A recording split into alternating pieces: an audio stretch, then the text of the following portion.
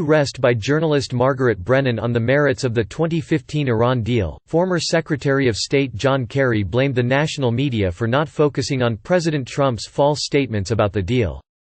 "I remember talking to you at the time. Money is fungible," Brennan said. "Why, though, did you think it was a risk worth taking if you knew the possibility of what would happen with that money?"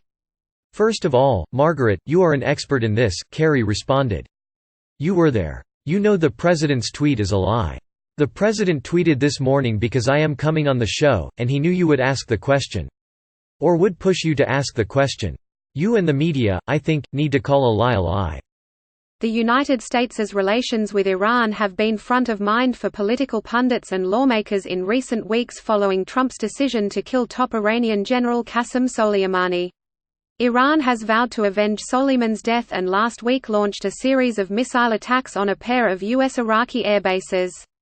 "The missiles fired last night at us and our allies were paid for with the funds made available by the last administration," Trump said in a news conference the next day. Republicans on Capitol Hill have repeated a similar line of talking points to attack Obama. Little is known about Iran's military spending, making it virtually impossible to know if U.S. dollars paid for the missiles used in last week's strike on American bases in the region. Trump has referred to former President Barack Obama's overall policy toward curbing Iranian aggression as a disaster and claimed the missiles used by Iran were paid for by his predecessor. John Kerry got caught essentially admitting that funds given ridiculously to Iran were used to fund attacks on the USA, Trump tweeted Sunday. "Only a complete fool would have given that $150 billion plus to Iran." Kerry said Trump has no idea what he is talking about. "Clearly, money from the budget of Iran is going to go to the IRGC. It always has. That is no surprise," Kerry said.